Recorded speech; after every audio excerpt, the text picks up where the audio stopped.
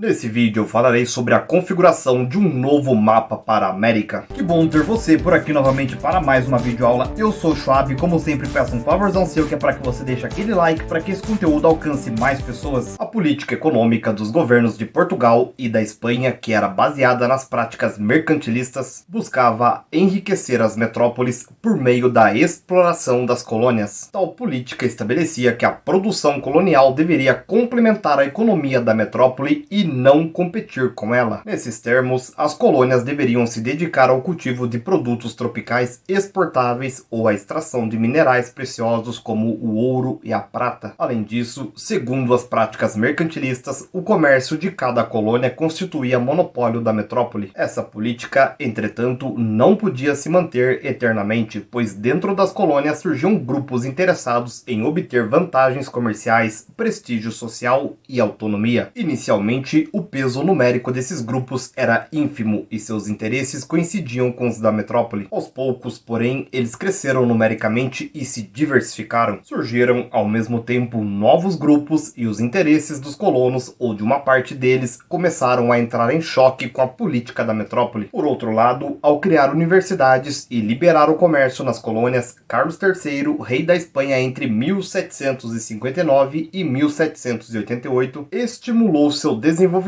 assim como o anseio de libertação. Situação semelhante ocorreria mais tarde na colônia portuguesa, com a presença do príncipe Dom João no Rio de Janeiro. De modo geral, as primeiras manifestações de descontentamento que surgiram na América dominada pelos ibéricos não tiveram caráter separatista. Exprimiam antes o mal-estar dos colonos com os abusos da metrópole, sua oposição à política mercantilista e sua busca de liberdade econômica. O exemplo norte-americano, a influência do iluminismo e a brusca mudança na situação política internacional que havia sido trazida por Napoleão propiciaram a alteração desse cenário. A invasão dos exércitos napoleônicos na Península Ibérica foi decisiva para o processo de libertação de suas colônias. Para fugir das tropas francesas, a família real e toda a corte portuguesa mudaram-se para a América em 1808. Já o rei Fernando VII da Espanha foi apeado do trono e substituído por José Bonaparte, que era irmão de Napoleão. As reformas administrativas, políticas e econômicas empreendidas por Dom João na colônia portuguesa acentuaram seu crescimento e acabaram acelerando sua independência em 1822. A presença do rei também ajudou a manter a unidade territorial da imensa colônia, evitando que movimentos diversos a dividissem em várias nações. Na América Espanhola, a ocupação da Espanha pelas tropas de Napoleão enfraqueceu o controle da metrópole sobre as colônias. Em 1811, o padre Hidalgo tentou sem êxito proclamar a independência do vice-reino da Nova Espanha, que é o atual território do México. Nova tentativa ocorreu em 1813 e o resultado foi um novo fracasso. Hidalgo foi então executado. A conquista da independência veio em 1821, liderada pelo general Iturbide, que se proclamou imperador. Obrigado a abdicar em 1823, ele terminou seus dias diante de um pelotão de fuzilamento. O México tornou-se então uma república federal independente. Outras regiões latino-americanas logo seguiram o exemplo mexicano. Do vice-reino de Nova Granada surgiram Venezuela, Colômbia e Equador, que foram libertados sob a liderança de Simão Bolívar em 1817,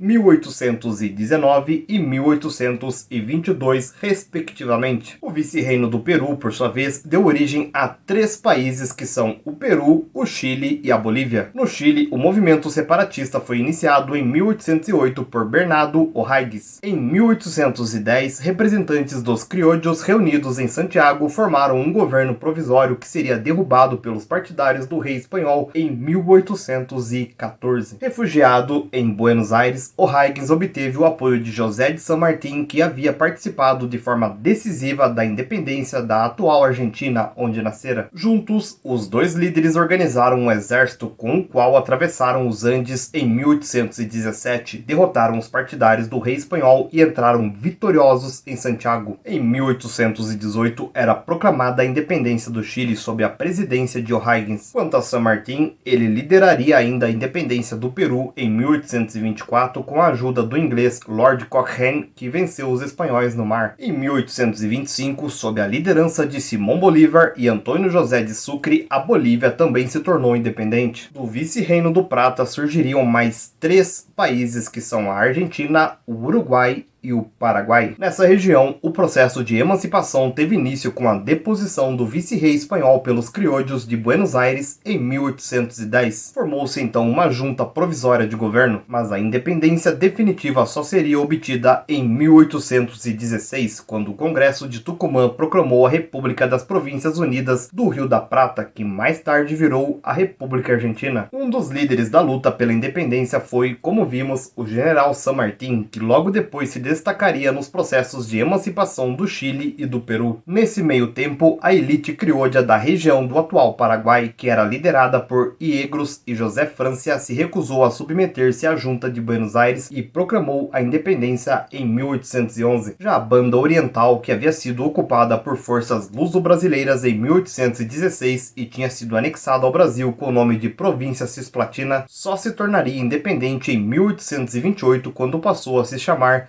República Oriental do Uruguai. Diante da revolta generalizada, o rei espanhol Fernando VII chegou a pedir ajuda à Santa Aliança, mas os governos dos Estados Unidos e da Inglaterra se opuseram à intervenção e reconheceram a independência das colônias espanholas. A posição dos Estados Unidos pode ser resumida na política estabelecida em 1823 pelo presidente James Monroe, que era a chamada Doutrina Monroe, que declarava que a América tinha que ser para os americanos. A Inglaterra era movida por interesses econômicos, já que os novos países podiam representar mercado seguro para seus produtos. Sem a ajuda da Santa Aliança, o domínio da Espanha na América chegou ao fim. O mesmo destino estava reservado a Portugal, como veremos nos próximos vídeos. No próximo vídeo eu falarei sobre diversas insatisfações que estavam ocorrendo na colônia portuguesa, assim como a revolta de Beckman e a Guerra dos Mascates. Aproveite esse momento e já se inscreva no canal para receber conteúdos como esse em primeira mão. Me segue também nas outras redes sociais que estão aparecendo na tela, pois eu estarei postando conteúdos por lá que irão complementar os conteúdos aqui do canal. Comente alguma dúvida que tenha ficado. Espero do fundo do coração ter contribuído para a sua aquisição de mais conhecimentos. Um grande abraço e tchau, tchau.